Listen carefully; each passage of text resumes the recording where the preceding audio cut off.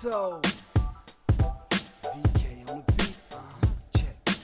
I'm in Toronto, where you wanna get a city love. I'm from Toronto, where you wanna get a city love. I'm in Toronto, like we wanna get a city love. My city love me back for my city love. Welcome to episode 1061 of Toronto Mic'd, proudly brought to you by Great Lakes Brewery, a fiercely independent craft brewery who believes in supporting communities, good times, and brewing amazing beer. Order online for free local home delivery in the GTA. StickerU.com. Create custom stickers, labels, tattoos, and decals for your home and your business. Palma Pasta. Enjoy the taste of fresh, homemade Italian pasta and entrees from Palma Pasta in Mississauga and Oakville. Doer, the world's most comfortable pants and shorts. Save 15% with the promo code TMDS. Ridley Funeral Home, pillars of the community since 1921. And Canna Cabana, the lowest prices on cannabis. Guaranteed. Over 100 stores across the country. Learn more at cannacabana.com. Joining me this week, making her Toronto Mic debut, is Cynthia Dale. Cynthia, welcome to Toronto Mic'd. Thanks for having me.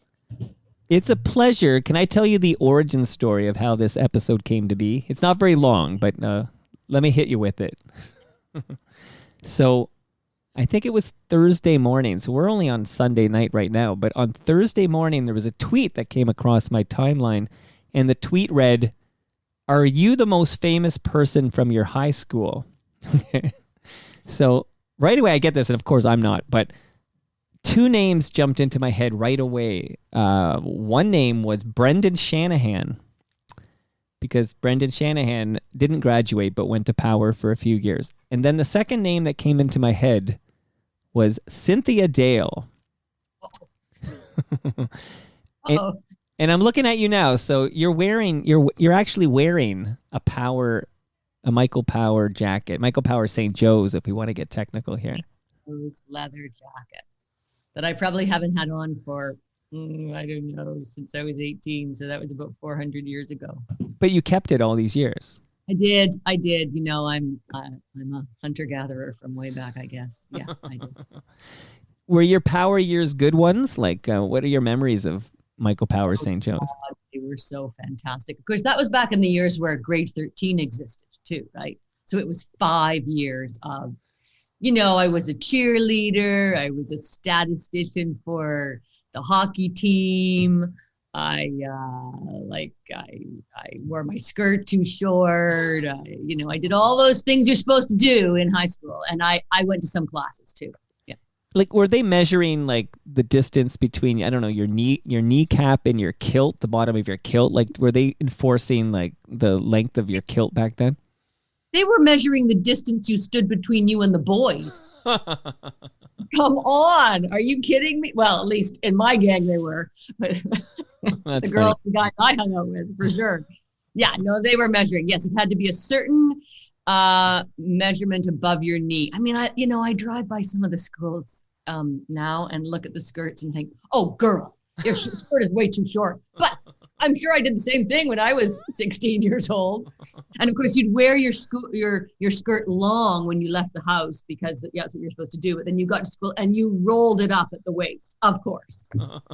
Yeah. I got a great note. So, I've been long talking about the famous graduates of Michael Power High School. And of course, you and your sister high on that list. But I got a great comment from Rock Golf. Now, Rock Golf, not his real name, but he went to Michael Power as well. He shared this. I went to high school with her sister Jennifer back when they were both, and I hope I say this right, Cerullinis. Oh, Cerulliini. Cerulliini. We were, yes, one of the Italian gang. Yes, we were, yes. He wraps up and he says, saw Cynthia first on a CBC biopic of Emily Carr. Well, I mean, I did that when I was 9. So I mean, or around there. So, yeah, I can't believe he didn't. He knew me from that. I like, really. Okay. What is now? I should know this, but what is the age difference between you and Jennifer? 4 years. Okay, because it says she played Carr as a child and Jennifer played her as an adult, and I'm trying to wrap my head around that. Because the show was called The Wonder of It All. It was the life of Emily Carr, and she was done as big, middle, and small, and I played her small. And Jenny didn't play her as a big. She played my sister. No. Okay, so you mentioned, and I went to this high school, so I remember. In fact, I went like a little later than you, not too later than you, but a little later than you.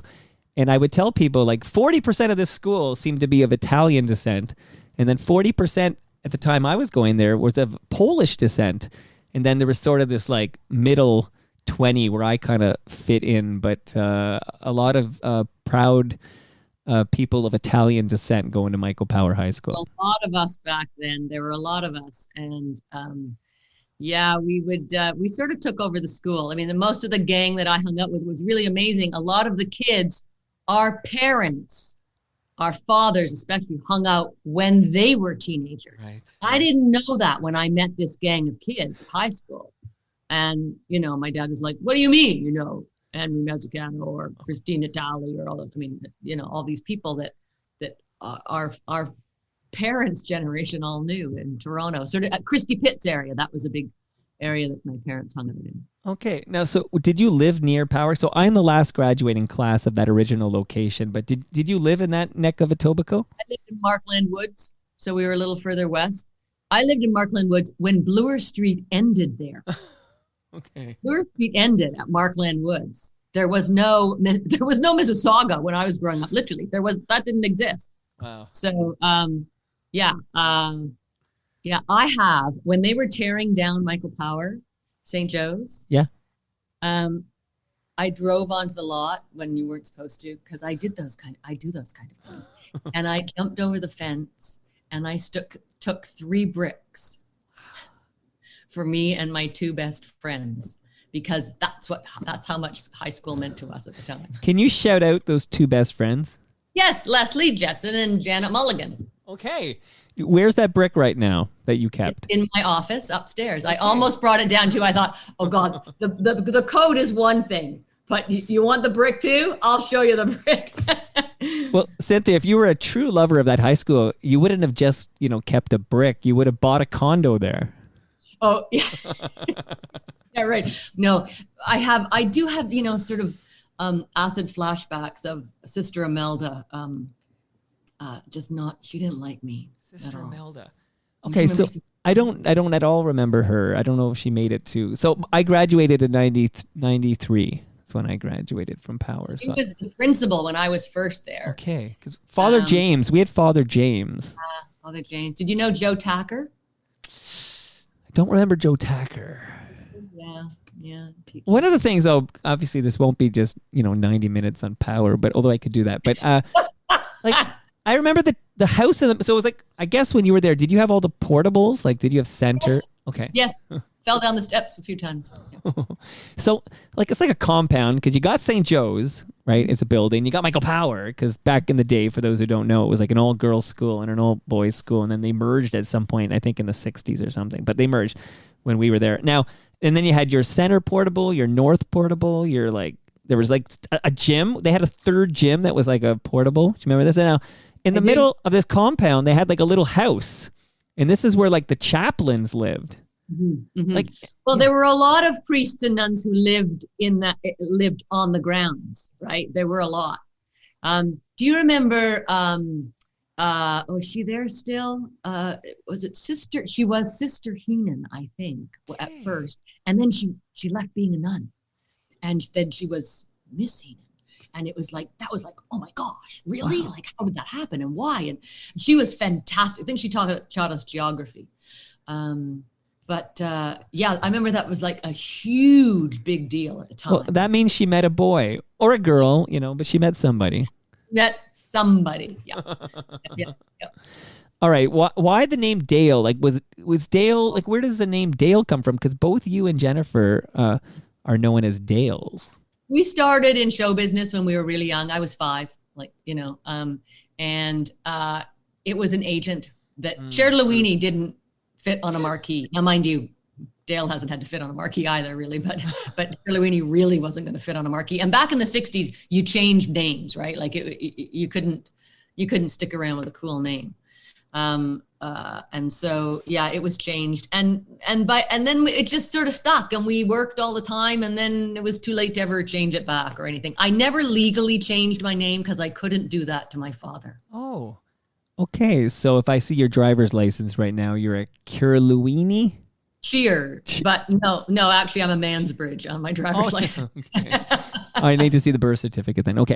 So a lot of places I want to go here, but one is just a little aside, which is, I also had grade 13, but we called it OAC. So I did 5 years too.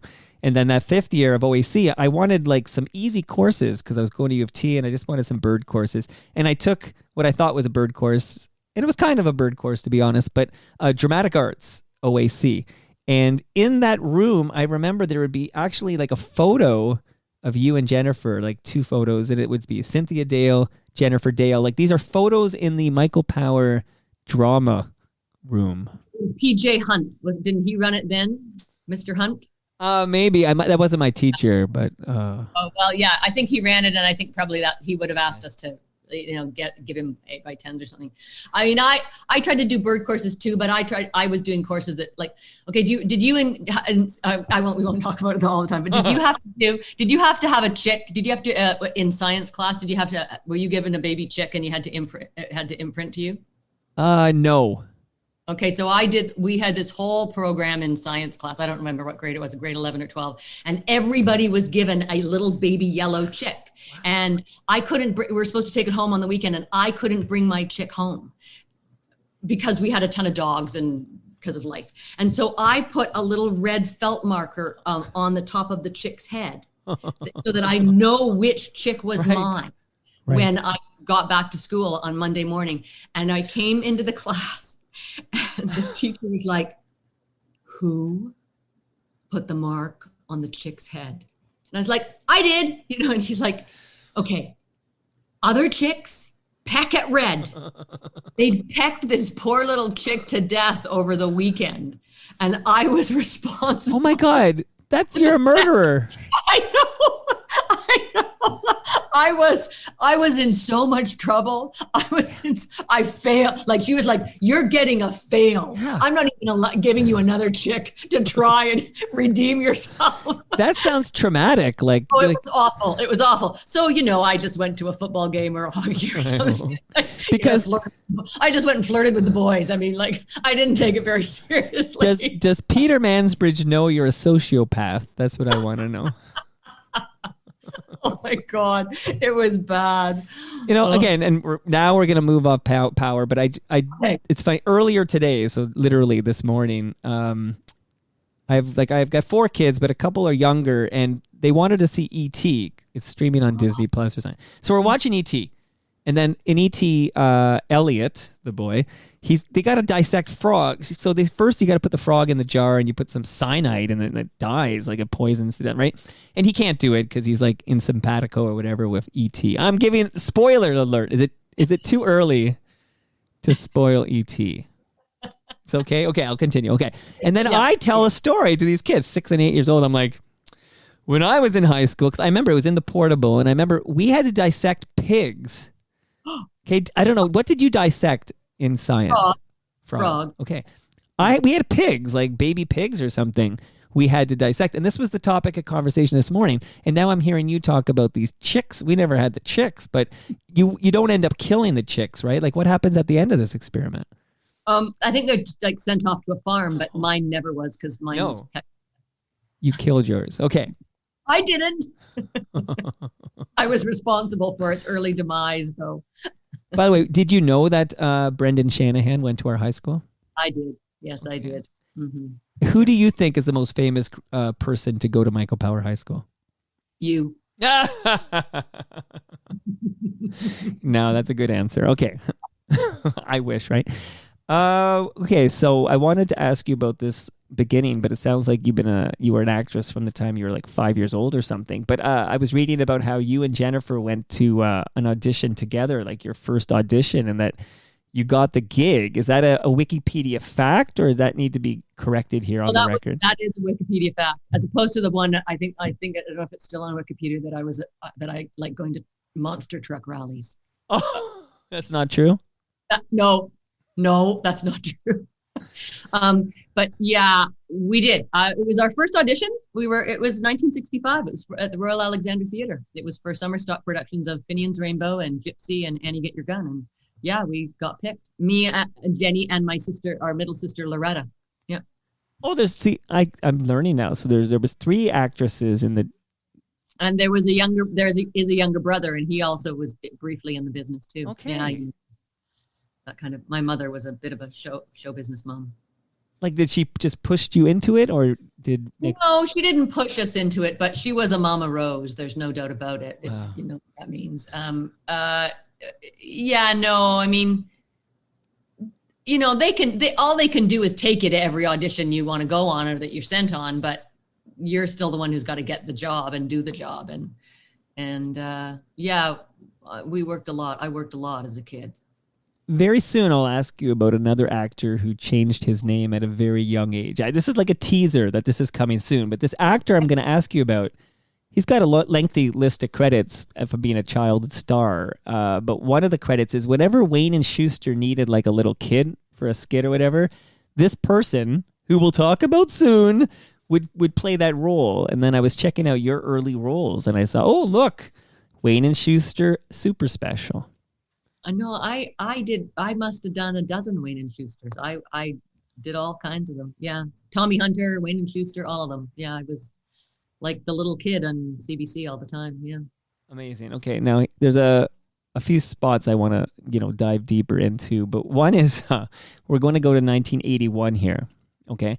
And, I like hearing like an old news report or an old like trailer, like just to kind of get me into the timing and the mode and the mood and everything. So do you mind if we spend 90 seconds and listen to this trailer together? Is that cool? Yeah, I can guess what this might be. All right. Well, let's listen to this here.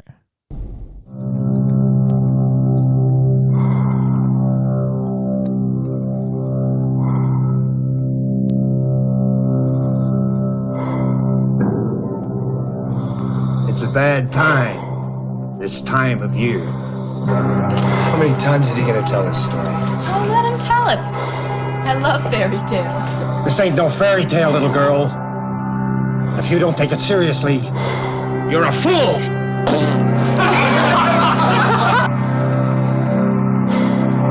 The first Valentine's dance in 20 years has to be something special.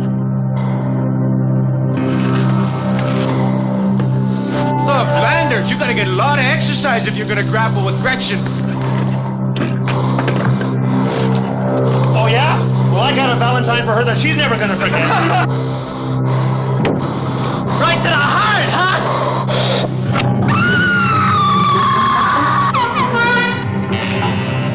In this town on Valentine's Day, everybody loses their heart. Roses are red, violets are blue. One is dead, and so are you. It can't be happening again. No! It can't be happening again. What's going on over in Valentine Bluffs? It looks like Harry Warden's back in town. It happened once. It happened twice. Cancel the dance or it'll happen thrice.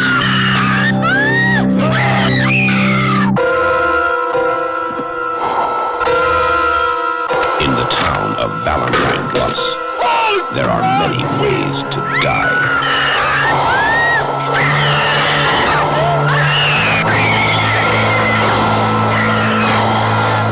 Take your pick. My Bloody Valentine. That's chilling. I don't know, but My Bloody Valentine, that's 1981, and that's one of those like Canadian slasher films, I guess. You were in that? I was in that. I was in that. I would play Patty. I got killed by a pickaxe in the stomach. I was a lot fatter then, I must say. I mean, all of us, by the time we ended that shoot, we shot it out in Sydney Mines, Nova Scotia. Okay. And we actually, you can't do it anymore. We shot half the movie down underneath, like down. Oh, in the mine? In the mines. Yeah. They would like send us down and, you know, nobody would talk for the 5 minutes that it took to get down in the elevator in the shaft. And then, you know, you'd be down there shooting all day. Like you couldn't do that nowadays. Yeah. And it was so cold and so damp and it was so dirty. And all we did was eat a lot and get fat. I'm thinking of you in the mine there. I'm thinking, oh, did Cynthia bring does she have a canary with her? No, there was no canaries. There were just a bunch of, you know, young, keen actors. Well, it's better that you don't have that canary because you murder your little birds. I do murder. That's right. Maybe they heard. Okay, so wait. So I'm just trying to get a taste because there's another movie in a couple years after this one, which is what we're gonna have to really dive into. Maybe that's the one you're anticipating here. But I just wondered, like, how does this do? Like, how does My Bloody Valentine do? And like, is it successful? I think all those horror movies were successful at the time. I mean, I think, I guess they made their money. You know, it's not like they probably cost a lot of money to make. I'm sure they made their money back. So, right. You know, I constantly get notes from people on Twitter about, you know, horror festivals and will I come talk and all that stuff. It was a long time ago. I was 17 years old, I think. 17. Okay, 18. So your only memory is this damp, dark mine, and and it was fun. I mean, it was fun. It was like it was a pile of young people all, and a great group of people. So we had a great time doing it. But my goodness, you know. So you're still at high school. Like, are you filming this in the summer? I think it was like right after I graduated high school, like right after 18. Right. I guess 18 then. It was 18. Yeah, because I know you went 5 years to high school. Look, I know all about you. So. All about me now, yes. To high school, yeah. Yeah, no, I think it was right after. Mm-hmm. Okay, but there you are. Now you're in a motion picture. Like at this point, you're thinking, you know, next stop is Oscar or something. This is you're on your way. You're on your way. Not after getting a pickaxe in the stomach. No, that wasn't like an Academy Award winning. Look, let's get to no more teasing about this mystery person I'm going to ask you about. And again, this is very relevant to the FOTMs listening. FOTM, Cynthia, means friend of Toronto Mike. You happen to be married to an FOTM. So this is I know. There'll be two in the household now. Does Peter ever talk about that Toronto Mike episode and say, "Oh, that was the greatest interview I've ever done"? All the time. I don't believe you. Believe me. Why wouldn't you believe me? Although he was very kind. He recorded something for episode 1000 and he was very kind. So I choose to believe you. I think he was more impressed that I was doing this than the fact that I'm doing a one-woman show in Toronto.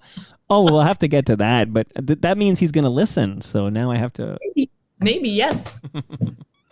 Now, okay, we recently lost Lawrence Dane. Yes, we did. So maybe, say a few words. Now, shout out to Ridley Funeral Home. I think it'd be nice to hear some words from you about Lawrence Dane, and then we'll talk about a movie he directed you in.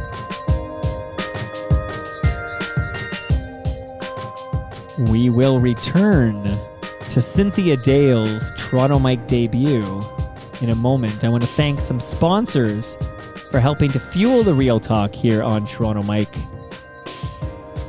Let's start with Great Lakes Brewery. Great Lakes Brewery, they make a fresh craft beer right here in southern Etobicoke.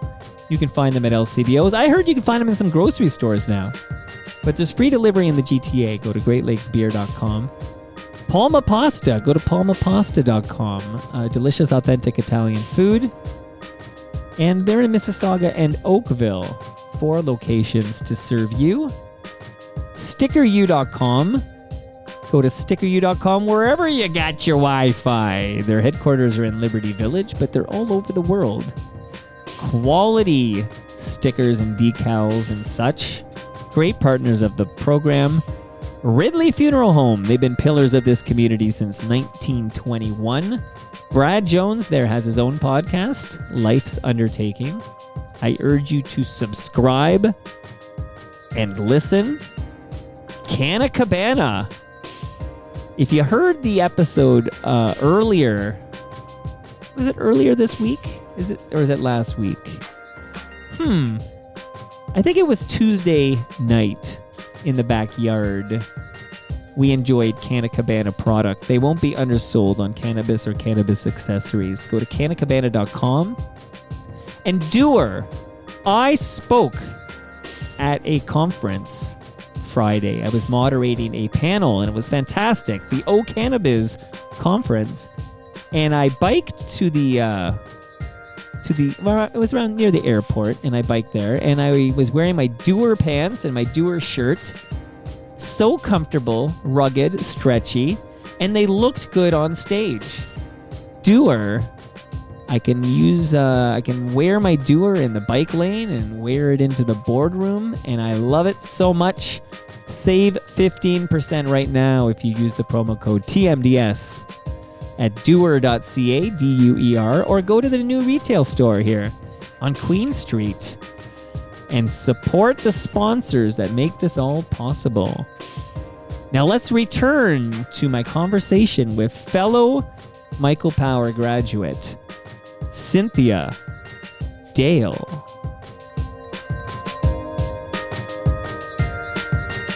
Can I say what movie we're talking about? Yes, you can, yes. Okay, Heavenly Bodies. Woo! We shot it 18 days. I'm so earnest. I'm so earnest in that movie.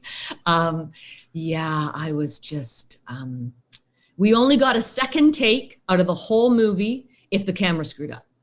You never got a second take, no matter what. If you flubbed lines, if any, like the only reason why there was a second take is if the camera screwed up. Yeah, you know, it was not a great piece of art, but it was a good stepping stone for me. And this is 1984, I believe. And this is sort of like in the aftermath of like Flashdance, right? This is like oh yeah, like hot on the heels of Flashdance. Oh yeah, take advantage of that. At the time, are you thinking, and you know, now we can look back and say, oh, it wasn't the greatest piece of art or whatever, but that was a moment, right? This was potentially a big opportunity for you. It was a big opportunity for me because it was the lead of a film. I mean, you know, I was a musical theater kid. Like I was a singer and a dancer. I did theater, and so, you know, this was a big deal to get this for sure. And, you know, it got me an American agent, and I spent time in LA auditioning and doing all that stuff. It got me another film. I mean, all that. You know, it was a fantastic stepping stone, and I'm incredibly earnest. And no regrets? No regrets. You know, it ain't art, but it's, you know, art's the guy in the payroll office. Like you do it for a million other reasons. And what was Lawrence like as a director, Lawrence Dane? Lawrence was very kind. He was very sweet and very, very kind and very gentlemanly. Now I have a clip. Okay, and this will set up the aforementioned FOTM here. So before I play it, and this is a loaded question, I suppose, but I want to know legit the answer. Do you remember who played your son in the movie Heavenly Bodies? I can see his face, and I should know his name, but I don't. You just want to squeeze his cheeks, that cutie. Yeah. Well, I'm going to play the clip now, and then I'll give you a little backstory and why we're all so excited and fascinated about this. Okay, so let's listen to just a little clip of you and that actor who played your son in Heavenly Bodies. I'm tired, darling. Don't you think you've had enough? It's late. Just a bit more. Okay, Mom? Okay. Now let's fetch the guns and things, said Huck. No, Huck, leave them there. They're just the tricks that we have to go to robbing. We'll keep them there all the time and we'll hold our order. Mom, how do you say ORGIES? What? What are you reading? Tom Sawyer. Oh. Now, how do you say that word? Orgies. Just orgies. Now hurry up and finish that page, okay? And we'll hold our orgies. Mom, what's an orgies? Do you remember what I told you about a man and woman being in love and making babies? Yes. Well, an orgy is people doing that without the love that makes it so nice. How come Tom Sawyer's gonna have an orgies? I think he's talking about something the pirates are gonna do. Do you have an orgies, Mom? No. In fact, your mom hasn't had a lot of anything lately. Okay, Cynthia, that's a clip of you in Heavenly Bodies. What's it like to hear that back right now? That's a flashback. Weird. So weird. So weird. So weird. So let me let you off the hook here. Okay, so the young boy, I don't even know what he is at that point, 5 or 6 or something. I don't know. But your son, it was played by Stu Stone. Right. Yes. And Stone, not his real name, but it just so happens that I've become very good friends with Stu Stone, and he now makes very regular, because once a month he comes on this show with our other friend Cam Gordon for episodes of Toronto Mike we call Toast. We used to call them Pandemic Fridays, then we rebranded it because we got sick of the pandemic, and it's called Toast. And so Stu Stone, I think he's he's in second place in terms of guests who have made the most appearances on Toronto Mike.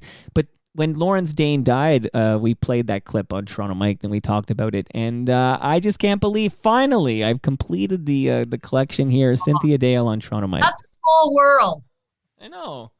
I know. Holy. Any other Heavenly Bodies memories at all? Do you remember that little kid? Was he nice? Was he a brat? Anything? Of course, yes. But again, I'm sure that was one take. He was great for one take. Yeah, no, I toured, I went all over doing publicity for that movie, and because it was a time, those dance movies were a thing. I went to Japan, I went to all over the States. Yeah, and Italy, it was amazing. Again, it was a fantastic opportunity, just a great, great chance.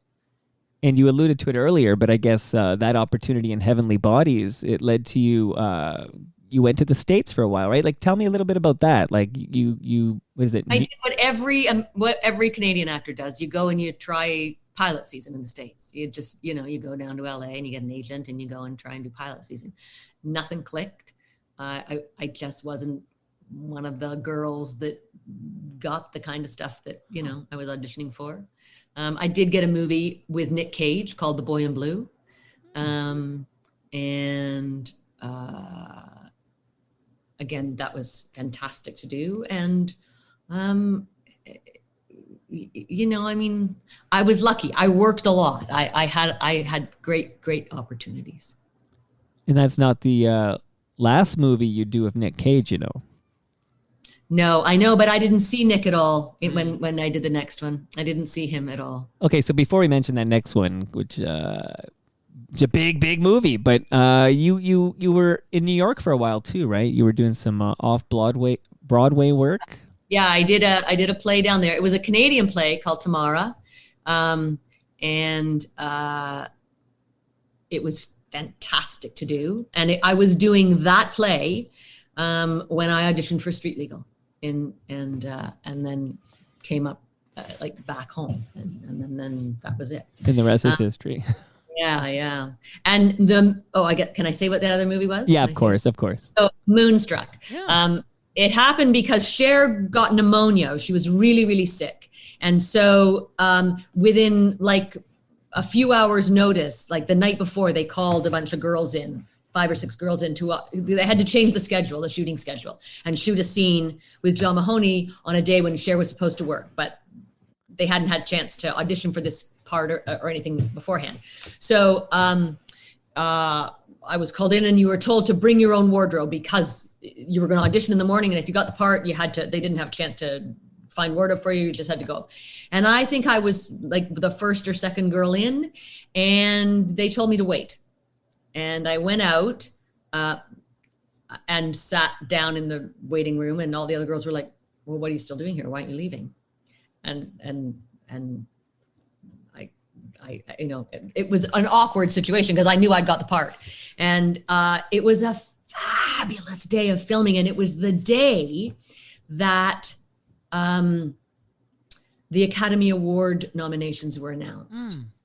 And the cameraman, oh my God, the cinematographer, the DOP, I wish I could think of his name, fabulous, famous, incredible DOP who shot that, who got a nomination for Out of Africa. So it was a heady, buzzy, fabulous day. Norman Jewison was like a class act and incredibly gracious. And David Watkin? David Watkin. Yes, David Watkin. Yes. Phew. And it was just, it was a day of, sitting in the makeup trailer talking to Olympia Dukakis, which was just sweet. And I was very, very lucky to be involved in that. Big movie. Here's a little fun fact is that when I graduated from U of T, Norman Jewison I guess he was somehow affiliated with the commencement. Like he wasn't the keynote speaker, but he was there to shake your hand after you got your diploma or whatever. So. Oh, small world. There you go. Small world. Okay, we got to talk street legal, obviously. This is where many of us discover the wonder that is Cynthia Dale. But I did just want to touch on the fact that it seems like you were hitting all the usual Canadian spots, like Scene Things, Adderley, Night Heat. Like these are kind of the usual spots. But you were making the rounds with your guest appearances. Yeah, as every actor was doing. But like I said, I was in New York and I was working off Broadway. And I got a call they were coming to New York to audition for actors too. They'd done a bunch of, they're auditioning everywhere for that part. And I went and did the audition. And our day off was Thursday. So on Wednesday night after the show, we would always go to someone's house and play poker. And I went out and played poker till 4 a.m. And after I'd done my audition that day, and went to the show and then went and played poker. And I came home and I put on my answering machine back in the day when you used to have answering machines. And my agent said, I don't know what you did today, but they're flying you to Toronto tomorrow morning on your day off at 10 o'clock in the morning to audition, and then they'll fly you back. I didn't even own a little suit. I didn't own a suit. I didn't own anything to wear. I had to go. I raced out to the stores in the morning before I went to the airport and bought a little suit. And came to Toronto and auditioned, and yeah. And you were Olivia Novak. I was Olivia Novak, yeah. Key role, like you have to nail, I feel like you got to get that role right. And they did, man. This is the role that, catapults you into television stardom. There was a thing in Canada at the time. There were a lot of fantastic shows going on at that time, Canadian shows. The Road to Avonlea and ENG and Us, and it was a heady time for fantastic Canadian television and sort of making its mark. And at that point, Canadians knew every B-level actor, American actor's name. They just knew them because they had publicity machines pumping out their names and letting everybody know who they were. That show, Street Legal, at that time, and the other shows that were becoming a success, changed it for Canadian television. All of a sudden, Canadians started to learn Canadian actors' names, like really know Canadian actors' names. And we had 1 million people every Friday night watching our show. It was a big deal. So that changed over the course of the first few years of that run of Street Legal. Things really, the industry was changing. Canadians were thinking of Canadian actors and Canadian talent differently at that point. And yeah, that show and that character really helped to make a mark on that. See, my memories of Street Legal were that was like, felt like the first time where it wasn't like, oh, that's a Canadian show. It was just, oh, that's a show. You know what I mean? Like, there wasn't that whole like, oh, it looks kind of like cheap, kind of, you know, there was at the time, you know, you could tell a Canadian show by looking at it, right? Yeah. No. It was, and it was a fantastic ensemble to be involved with. You know, it was really good actors and good writers, and yeah, it was a great time.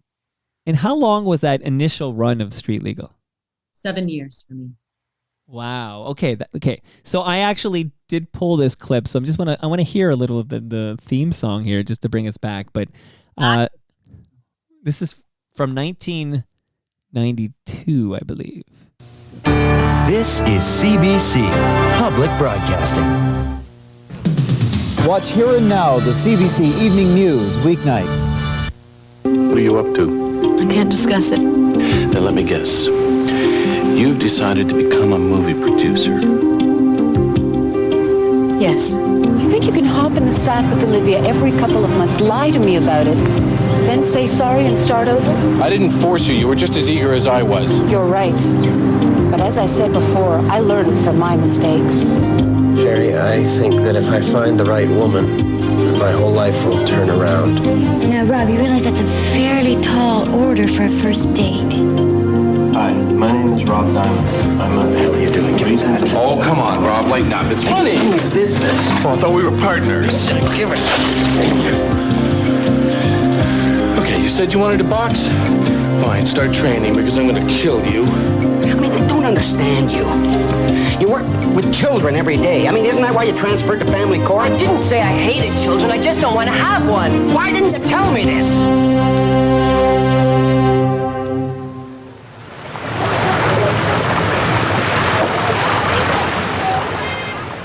Bring it down. So there's a taste of this is actually from November 27th, 1992. Yeah, long time ago, many lifetimes ago.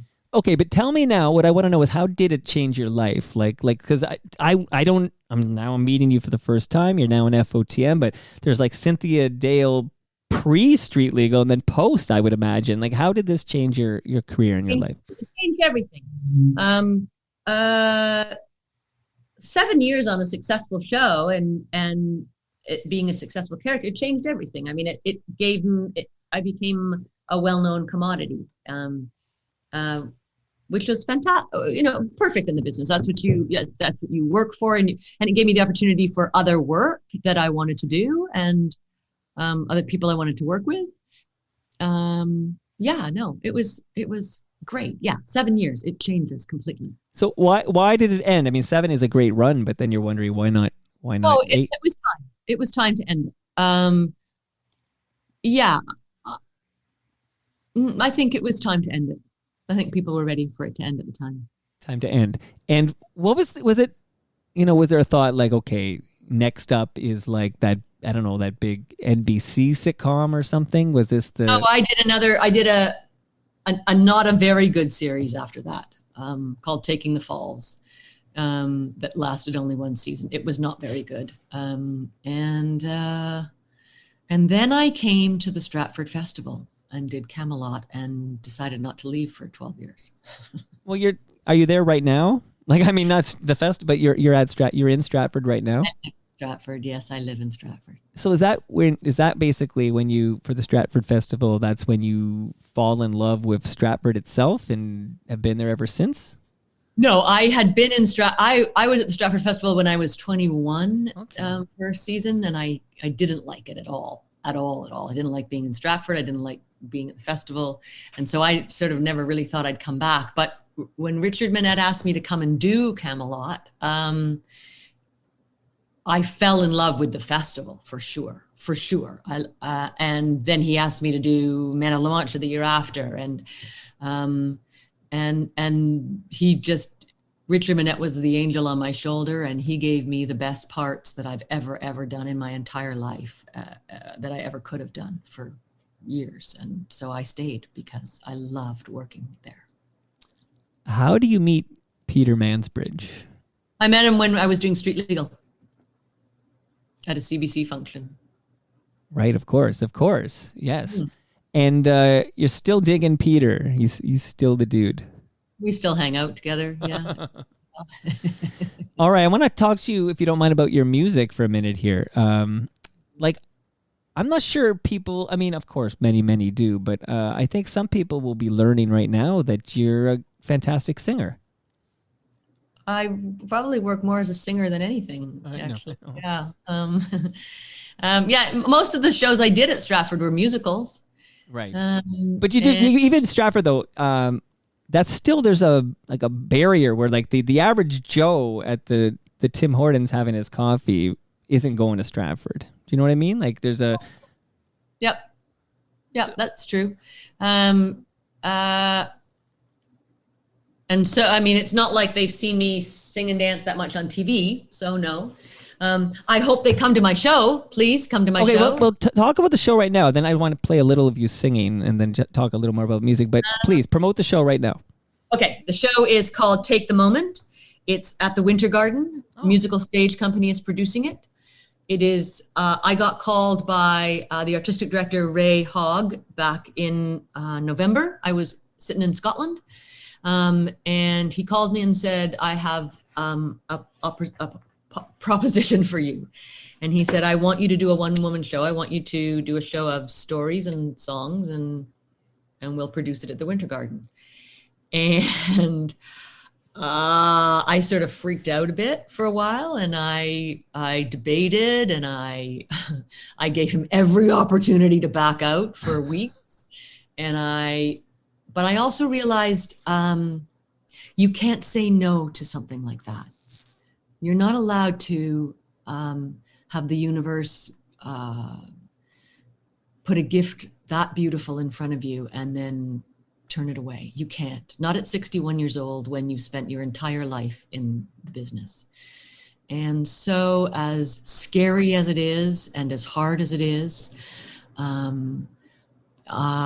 wanted to, I said yes, and I've written the whole show, and the music is, I wanted to sing only Stephen Sondheim music, and it's two grand pianos and me, and it's the most beautiful music in the world. And so it's stories about life and my mother and my father and my growing up in the business, and what it's like to get old in this business, and what it's like to lose a job, and what it's like to be there when your mom dies, all that kind of stuff. And the songs reflect the moments that I have written about. And so we're only doing 4 shows. June 23, 24, and 2 shows on the 25th. God knows how I'm going to do 2 shows in one day, but I'm going to do it. And it's only an 80-minute show. There's no intermission. I just get up there and sing and dance my heart out and talk for 80 minutes. It's a lot of words. Okay, well, Cynthia, firstly, that's amazing. And this timing is impeccable, because obviously this is not, this happened organically, this conversation. But I'm curious if you have any, be very honest with me, please, about any anxiety you have about putting yourself out there like that, because... Any anxiety? Are you kidding me? Are you kidding me? I mean, yes, of course you do. You of course you do. You just have to have, I mean, as I was sitting having a coffee with a girlfriend yesterday, and, I used to have bigger balls. I used to have more moxie than I do now. I don't know, you lose them when you get older. I used to do 8 shows a week for years at the Stratford Festival. I would just do, all the shows, the My Fair Ladies and all of them. And I never questioned it. I get nervous before every show, but never in the same way as this. It's different though, Cynthia. This is different. I feel like that's your comfort zone. Like, that's like riding a bike. I don't have any dancing boys. I keep turning around going, where the hell are my dancing boys? And it's just going to be me. You and a piano or 2 and two grand pianos, two fantastic piano players, David Terrio and Ben Kinsey. They're fantastic. Please come and hear them play. And to sing with two grand pianos is amazing. And that's a great venue too. It's a fantastic venue. It's directed by Richard Azunian, and it's a musical stage company, which, are an incredible group of people that know how to produce a show. And so I did Fun Home with them a few years ago, not at the Winter Garden, at the Panasonic on Yonge Street. And I love the theater. I love that company. And so I was happy to work with them again. I just wasn't quite sure. I never thought in a million years that this would happen. But literally, when Ray asked me to do that, it came out of the blue. I was not looking for this. I didn't go to anyone and go, hey, I want to do a one-woman show. Like, I would never do that. Right. I've done concerts before. I've done tons of concerts before. But this is different. But that's because this is about you, right? Like, you're playing a role. I can put on a mask or something and be different because I'm playing a role, but this is Cynthia for 80 minutes. This is like you burying your soul. That's exactly what it is. Like, I have secondhand anxiety for you right now. Better come and see it, Mike. You better come and see it. I think it sounds amazing. So I just have a question because you got the pianos there. So, like, do you play the piano? No. Okay. Oh, no, I don't play the piano. I have to. Yeah. No. God, no. So I got enough to do. I got too many words to say. Right. So you're going to be singing, though. I'm going to be singing and telling stories. It's an intimate evening. It's not a big showy kind of, big brass band. It's just me telling stories, singing songs. Who's playing the piano? I said David Terrio. Oh, sorry. Yes. Okay. Yeah, fantastic piano players, musical arrangers, and it's Stephen Sondheim music. Are you going to be funny? Like, is there any funny in this? Yes, I am, but I'm not going to tell you when. You have to come see it. Well, yes, I will laugh. I'll cry. Strang, believe me, it's not all drum and strang. It's not. Okay, so just so I understand the singing part, you wrote the words you're singing. No, it's Stephen Sondheim music. Oh, you know what? Yeah, I know. I wrote all the stories. It's Sunday night. It's like I'm not used to recording on Sunday. I've written all the stories. Okay, so I'm actually going to play something from so people who haven't been to Stratford and whatnot can just hear how you sing, okay? So I'm just going to play something from you, and then I'll fade it down, and we'll get back to everything here. But so this is Cynthia. Okay. This is Some Enchanted Evening.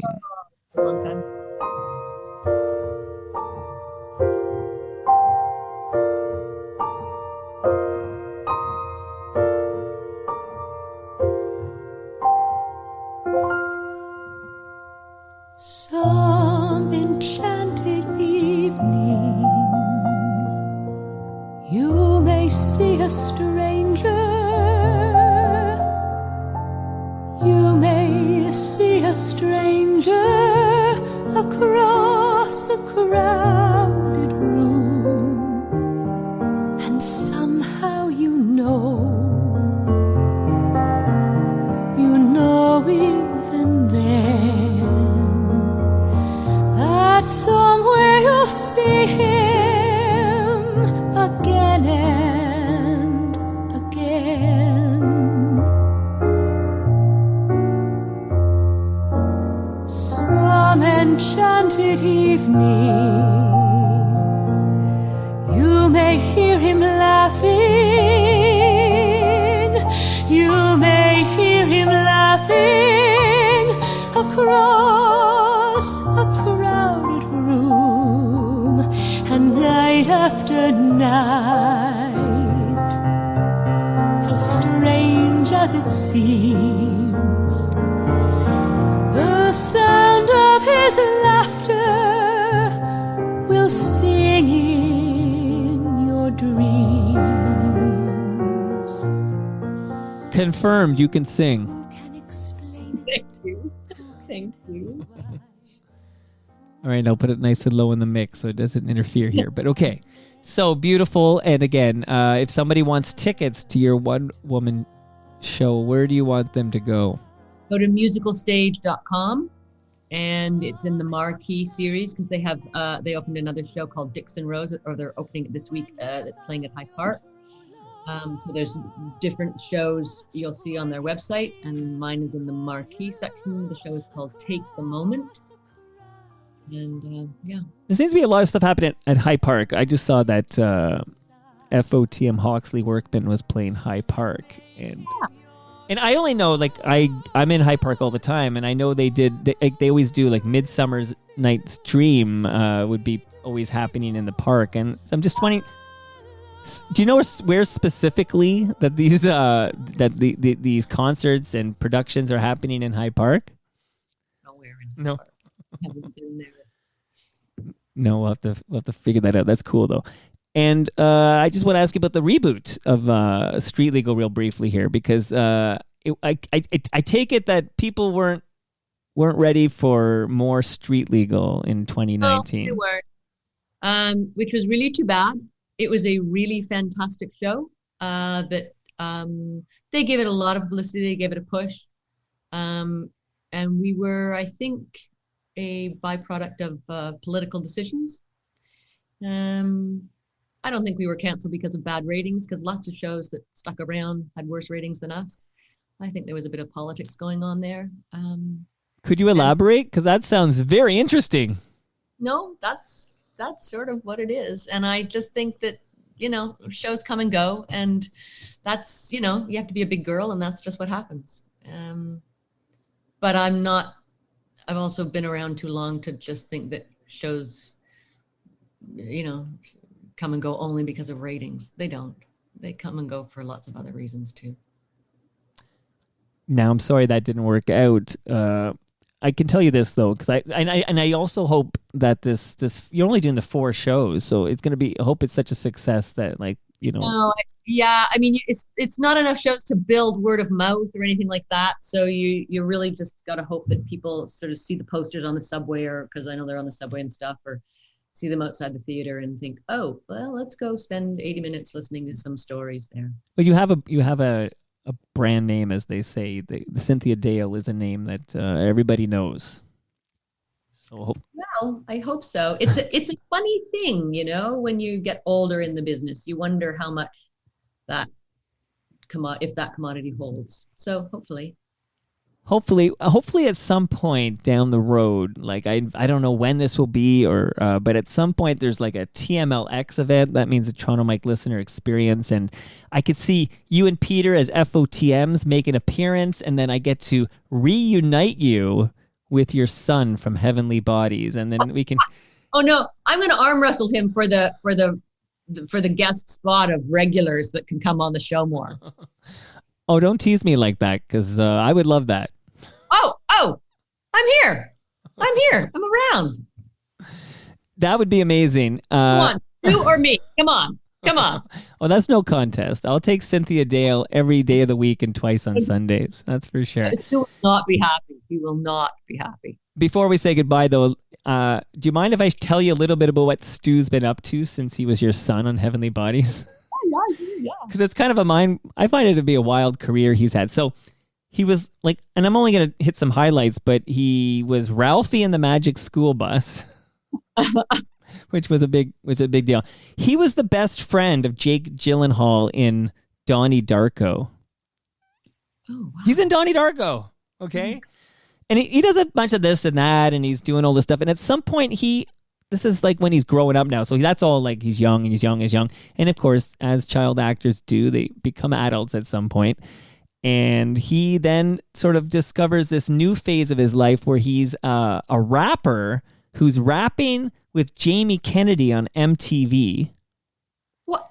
In this part of his career, he's got a show called Blowing Up, I think it's called, but it's on MTV, which I never got, of course, because I live in the wrong country for MTV. But he's doing all that. He's living in LA. He's doing all that. He's becoming friends with all these rappers and actors and stuff. I mean, he did a song called Rollin' with Saget, which featured the late, great Bob Saget. Like, this is all this wild. And then there's this next part of his career, it seems, is like he's in professional wrestling as a manager. I know. So there's that. And then he comes back home, okay? Then he comes home, and at this point, he's going to re-enter my life and re-enter his friend Cam Gordon's life that they went to high school together in Thornhill. And he starts to write and direct his own movies with his brother-in-law, Adam Rodness. And he's been making movies now for the last several years. He's got a movie coming out. Well, it's out, but it's going to have its premiere. It was delayed due to COVID, but it's called Faking a Murderer. And I think it's like June 22nd at the Review Cinema. And we're going to like have a bunch of FOTMs there to kind of celebrate with Canna Cabana, and it's going to be a good time.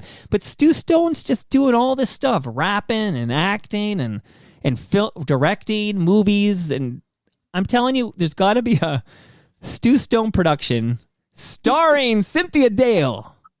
Yeah, I'm still going to arm wrestle him for this gig now. I still am. You let him know. It's on.